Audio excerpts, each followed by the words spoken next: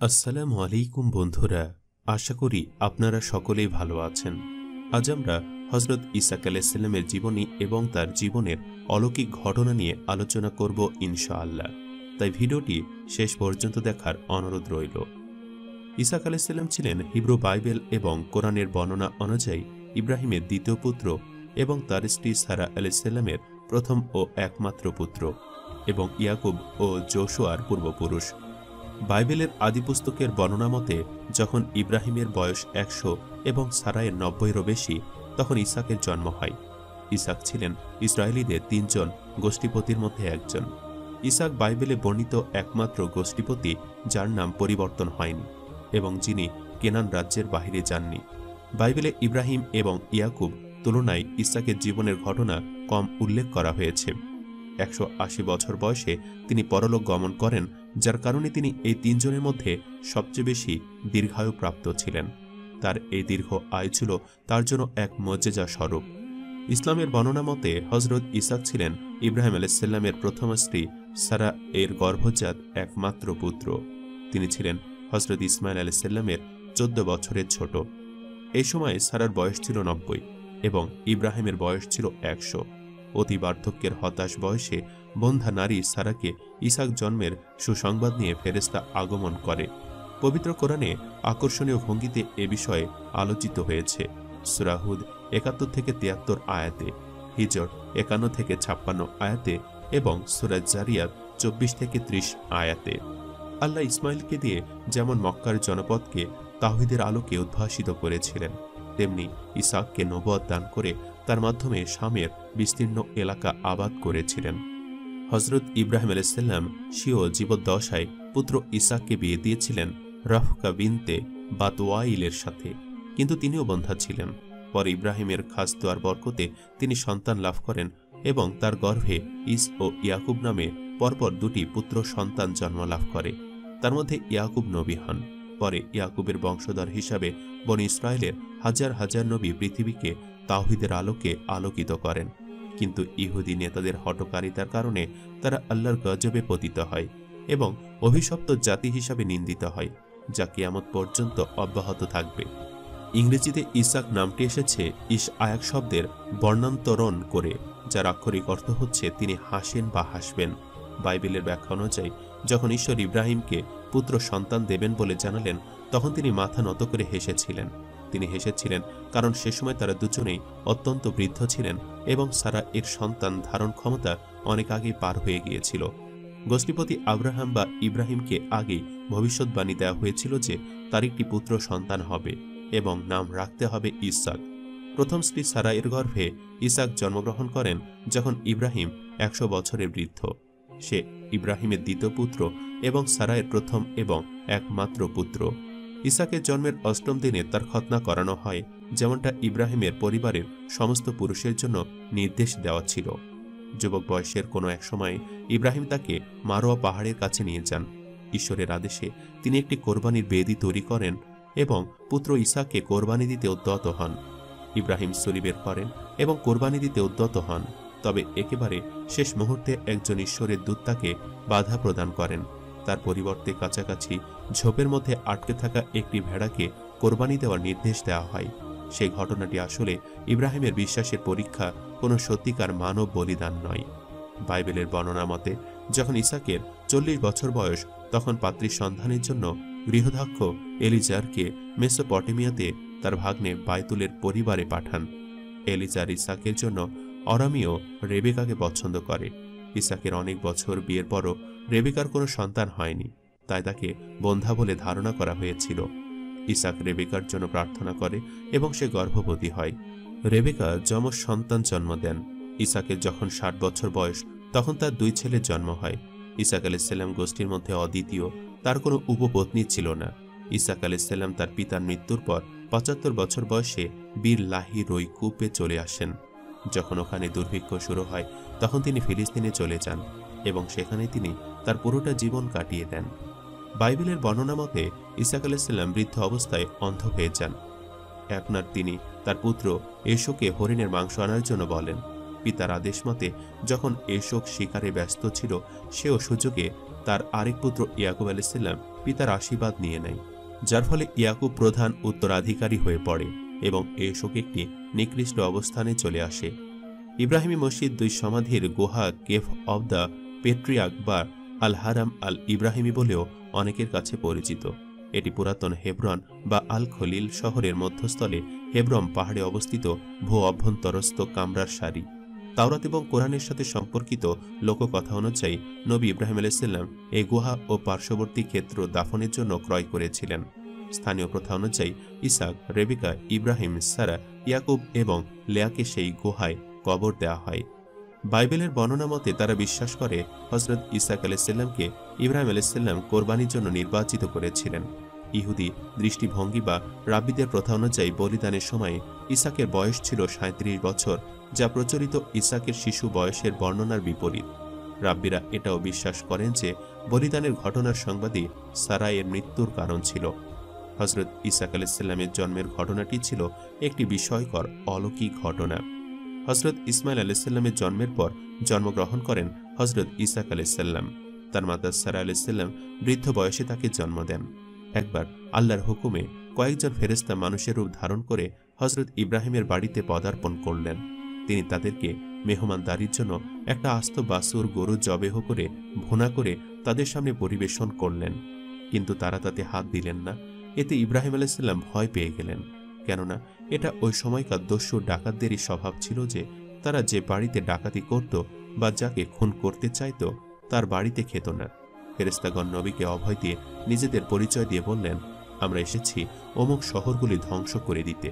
ইব্রাহিম এ কথা শুনে তাদের সাথে তর্ক জুড়ে দিলেন এবং বললেন, সেখানে যে লূত আছে। তারা বললেন, সেখানে কারা আছে আমরা তা ভালোভাবেই জানি। আমরা অবশ্যই তাকে ও তার পরিবারকে রক্ষা করব, তবে তার স্ত্রী ব্যতীত সে ধ্বংসপ্রাপ্তদের অন্তর্ভুক্ত হবে। অতঃপর তারা ইব্রাহিম দম্পতিকে ইসাকের জন্মের সুসংবাদ শোনালেন। বিবি সারা ছিলেন নিঃসন্তান। অতি বৃদ্ধ বয়সে এই সময় তাকে হযরত ইসাকের জন্মের সুসংবাদ দেওয়া হয়। শুধু তাই নয়, ইসাকের পরে তার ঔরসে যে ইয়াকুবের জন্ম হবে সেটাও জানিয়ে দেওয়া হলো। ইয়াকুবের অপর নাম ছিল ইসরাইল এবং তার বংশধরগণকে বনু ইসরাইল বলা হয়, যে বংশে হাজার হাজার নবীর আগমন ঘটে। অর্থাৎ এখানে ইসাক আলাইহিসসালাম জন্মের সুসংবাদ আসা এবং অলৌকিকভাবে তার পিতামাতার বৃদ্ধ বয়সে তার জন্ম গ্রহণ করাটা ছিল এক বিস্ময়কর মুজিজা। খ্রিস্টানদের মতে হযরত ইসাক আলাইহিসসালামকে কোরবানির জন্য নেওয়া হয়েছিল, যদিও এটি সম্পূর্ণ একটি ভ্রান্ত এবং ভুল ধারণা। এ সম্পর্কে আল্লাহ তাআলা পবিত্র কোরআনে পরে জানিয়ে দিয়েছেন। আল্লাহ তাআলা কোরআনের মাধ্যমে জানিয়ে দিয়েছেন যে হযরত ইসাক আলাইহিসসালামকে নয়, বরং তার ভ্রাতা হযরত ইব্রাহিম আলাইহিসসালামকে কোরবানির জন্য নেওয়া হয়েছিল।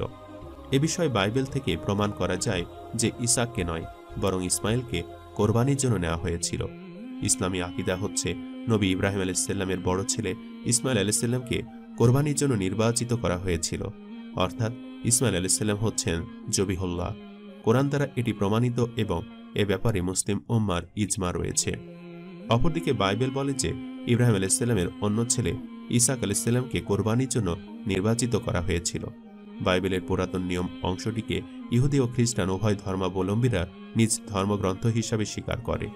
তাদের বিশ্বাসের উৎস হচ্ছে পুরাতন নিয়ম অংশের গ্রন্থ আদি পুস্তকের বর্ণনা।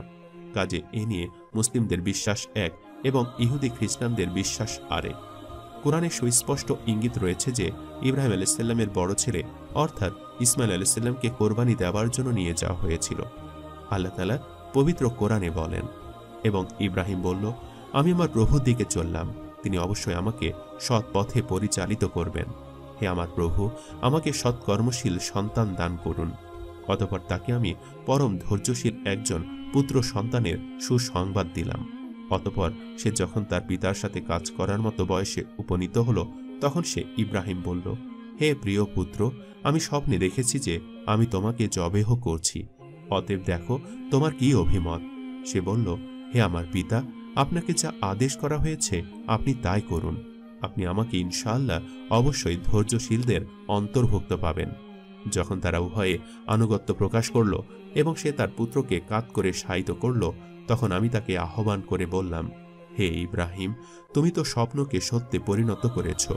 নিশ্চয়ই আমি এভাবে সৎকর্মশীলদের পুরস্কৃত করে থাকি। নিশ্চয়ই এটা ছিল এক স্পষ্ট পরীক্ষা। আমি তাকে মুক্ত করলাম এক মহান কোরবানির বিনিময়ে, আর তার জন্য আমি পরবর্তীদের মধ্যে সুখ্যাতি রেখে দিয়েছি। ইব্রাহিমের ওপর শান্তি বর্ষিত হোক। এভাবে আমি সৎকর্মশীলদের পুরস্কৃত করে থাকি। সে ছিল আমার মুমিন বান্দাদের অন্যতম, এবং আমি তাকে সুসংবাদ দিয়েছিলাম ইসাকের সে ছিল এক নবী, সৎকর্মশীলদের অন্যতম। এখানে পুরো কুরবানি ঘটনা বর্ণনা করার পরে আয়াতে দ্বিতীয় সন্তান অর্থাৎ ইসাক আলাইহিসসালামের জন্মের কথা বলা হয়েছে, অর্থাৎ ওই ঘটনার সময় ইসাক আলাইহিসসালামের জন্মই হয়নি। আল্লাহ আরো বলেন, আর অবশ্যই আমার ফেরেশতারা সুসংবাদ নিয়ে ইব্রাহিমের কাছে আসলো। তারা বলল সালাম, সেও বলল সালাম। বিলম্ব না করে সে একটি ভুনা গোবাছুর নিয়ে আসলো। অতঃপর যখন সে দেখতে পেল তাদের হাত খাবারের প্রতি পৌঁছছে না, তখন তাদেরকে অস্বাভাবিক মনে করল এবং সে তাদের থেকে ভীতি অনুভব করল। তারা বলল, ভয় করো না, নিশ্চয়ই আমরা লুতের সম্প্রদায়ের কাছে প্রেরিত হয়েছি। তার স্ত্রীও নিকটেই দাঁড়িয়েছিল। সে হেসে ফেলল। অতঃপর আমি তাকে ইসাকের জন্মের সুখবর দিলাম এবং ইসাকের পরের ইয়াকুবেরও। এখানে স্পষ্টত বলা হচ্ছে ফেরেশতারা একই সাথে ইব্রাহিম আলাইহিসসালামকে ইসাক আলাইহিসসালাম ও ইয়াকুব আলাইহিসসালামের সুসংবাদ দেন। ইসাক আলাইহিসসালাম যদি জবিহুল্লাহ হয়ে থাকেন, তাহলে ইয়াকুব আলাইহিসসালামের সংবাদ কিভাবে দেওয়া হবে?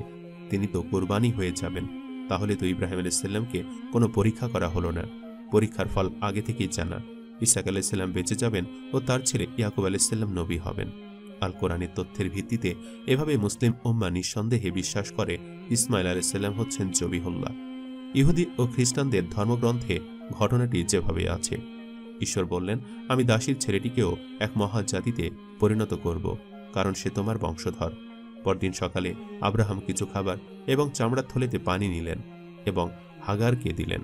তিনি বাচ্চাটি সহ সেগুলো তার কাঁধে তুলে নিলেন এবং তাকে পাঠিয়ে দিলেন। তিনি চলে গেলেন এবং বেরশেবার মরুভূমিতে ঘুরতে লাগলেন। চামড়ার থলের পানি যখন শেষ হয়ে গেল, তিনি বাচ্চাটিকে ঝোপের নিচে রাখলেন। তিনি উঠে গেলেন এবং কাছেই তীর ছোড়ার দূরত্বে গিয়ে বসে পড়লেন, কারণ তিনি ভাবছিলেন, আমি বাচ্চাটার মরণ দেখতে পারবো না। তিনি কাছে বসেছিলেন এবং বাচ্চাটি কাঁদতে শুরু করল। ঈশ্বর ছেলেটির কান্না শুনলেন। ঈশ্বরের স্বর্গদূত স্বর্গ থেকে হাগারকে আহ্বান করলেন, কি হয়েছে হাগার? ভয় পেও না। ছেলেটি যে স্থানে শুয়ে আছে, ঈশ্বর সেখান থেকে ওর কান্না শুনেছেন। ছেলেটিকে তুলে নাও এবং ধরে রাখো, কারণ আমি তাকে এক মহান জাতিতে পরিণত করব। অতঃপর ঈশ্বর তার চোখ খুলে দিলেন এবং তিনি পানির এক কূপ দেখতে পেলেন। তিনি সেদিকে গেলেন, চামড়ার থলে পানি দিয়ে ভর্তি করলেন এবং ছেলেটিকে পানি খাওয়ালেন। কিন্তু এখানে ইহুদি খ্রিস্টানদের আদিপুস্তক গ্রন্থের বর্ণনায় একটা বড়সড় সমস্যা আছে। 21 নম্বর অধ্যায় পরিষ্কার বলা হচ্ছে যে ইসমাইল আলাইহিসসালামকে মরুভূমিতে রেখে আসার সময় তিনি এক ছোট শিশু ছিলেন, ঠিক যেভাবে রাসূল সাল্লাল্লাহু আলাইহি সাল্লামের হাদিসে বলা হয়েছে। ইসাকের যখন জন্ম হয়, তখন আব্রাহাম বা ইব্রাহিমের বয়স হয় 100 বছর। সারা বললেন, ঈশ্বর আমার মুখে হাসি ফিরিয়ে দিলেন, আর যে এ খবর শুনবে সেও হাসবে। তিনি আরো বললেন, আব্রাহামকে কেই বা বলতে পেরেছিল যে সারা একসময় বাচ্চা লালন পালন করবে? তারপরেও আমি বৃদ্ধ বয়সে তাকে একটা সন্তান এনে দিলাম। বাচ্চাটি বড় হলো এবং দুধ খাওয়া ছাড়ল। আর যেদিন ইসাক দুধ খাওয়া ছাড়ল, সেদিন আব্রাহাম এক বিশাল ভোজের আয়োজন করলেন। কিন্তু সারা লক্ষ্য করলেন যে আব্রাহামের মিশরীয় দাসীর ছেলেটি বা ইসমাইল আলাইহিসসালাম ব্যঙ্গ করছিল। সারা আব্রাহামকে বললেন, ওই দাসী আর তার ছেলেটাকে বের করে দাও, কারণ দাসীর ছেলে আমার ছেলে ইসাকের উত্তরাধিকারের অংশীদার হতে পারে না। রাসূলুল্লাহ সাল্লাল্লাহু আলাইহি সাল্লামের হাদিস এবং আদিপুস্তক উভয়ের বর্ণনা অনুযায়ী বের করে দেবার সময় ইসমাইল আলাইহিস সালাম ছিলেন শিশু। কোরআনের বর্ণনা অনুযায়ী ইসাক আলাইহিস সালামের জন্মের সুসংবাদ দেওয়ারও আগে ইসমাইল আলাইহিস সালামকে কোরবানি দিতে নিয়ে যাবার ঘটনা ঘটেছিল। এর মানে ইসমাইল আলাইহিস সালামকে মরুভূমিতে রেখে আসার ঘটনাটাও ঘটেছিল ইসাক আলাইহিস সালামের জন্মেরও বহু আগে। কাজে ইসমাইল আলাইহিস সালাম কর্তৃক ইসাক আলাইহিস সালামের ভোজসভার ব্যঙ্গ করার ঘটনা ঘটবার প্রশ্নই আসে না। অতএব কোরবানির জন্য একমাত্র বড় ছেলে ইসমাইল আলাইহিস সালামকেই বাছাই করা সম্ভব। বাইবেলের বর্ণনায় দেখা যায় যে ইব্রাহিম আলাইহিস সালামকে নির্দেশ দেওয়া হয়েছিল তার একমাত্র পুত্রকে কোরবানি দিতে নিয়ে যাবার জন্য, অথচ নামের জায়গায় ইসাক আলাইহিস সালামের নাম। বাইবেলে বলা আছে, এই সমস্ত কিছুর পরে ঈশ্বর ঠিক করলেন যে তিনি আব্রাহামের বিশ্বাস পরীক্ষা করবেন। তাই ঈশ্বর ডাকলেন আব্রাহাম, এবং আব্রাহাম সাড়া দিলেন। বলুন, তখন ঈশ্বর বললেন, তোমার একমাত্র যাকে তুমি ভালোবাসো তাকে মরিয়া অঞ্চলে নিয়ে যাও। সেখানে পর্বতগুলির মধ্যে একটির ওপরে তাকে আমার উদ্দেশ্যে বলি দাও। আমি তোমাকে বলবো কোন পর্বতের ওপর তুমি তাকে বলি দেবে। দূত বললেন, তোমার পুত্রকে হত্যা করো না, তাকে কোনো রকম আঘাত দিও না। এখন আমি দেখতে পাচ্ছি তুমি ঈশ্বরকে ভক্তি করো এবং তার আজ্ঞা পালন করো। প্রভুর জন্য তুমি তোমার একমাত্র পুত্রকে পর্যন্ত বলি দিতে প্রস্তুত। আমার জন্য তুমি তোমার একমাত্র পুত্রকেও বলি দিতে প্রস্তুত ছিলে। আমার জন্য তুমি এত বড় কাজ করেছ বলে আমি তোমার কাছে প্রতিশ্রুতি দিচ্ছি। আমি প্রভু নিজেরই দিব্য করে প্রতিশ্রুতি করছি। ইসাক আলাইহিসসালাম কখনোই ইব্রাহিম আলাইহিসসালামের একমাত্র পুত্র ছিলেন না, কারণ তিনি ছিলেন তার দ্বিতীয় ছেলে। কেবলমাত্র বড় ছেলে ইসমাইল আলাইহিসসালামেরই ইব্রাহিম আলাইহিসসালামের একমাত্র পুত্র হওয়া সম্ভব। ইসাক আলাইহিসসালামের জন্মের আগ পর্যন্ত 14 বছর ধরে তিনি ছিলেন ইব্রাহিম আলাইহিসসালামের একমাত্র পুত্র। প্রকৃতপক্ষে ঝামেলাটা আছে ইহুদি খ্রিস্টানদের গ্রন্থে। বাইবেলের পুরাতন নিয়ম অংশের লেখক হচ্ছে ইহুদিরা। তারা একে তানাখ বলে। ইহুদিরা এ ঘটনায় ইসমাইল ও ইসাক আলাইহিসসালামের নাম অদল বদল করতে গিয়ে ফ্যাকরাটা বাঁধিয়েছে। ইহুদিরা চেয়েছিল কোরবানির ঘটনায় ইসমাইল আলাইহিসসালামের নাম বদলে ইসাক আলাইহিসসালামের নাম বসাতে, কারণ ইসাক আলাইহিসসালাম তাদের পূর্বপুরুষ। এই কুকাজটা করতে গিয়ে তাদের কিতাবে এই হাস্যকর বৈপরীত্য বা স্ববিরোধিতা দেখা দিয়েছে।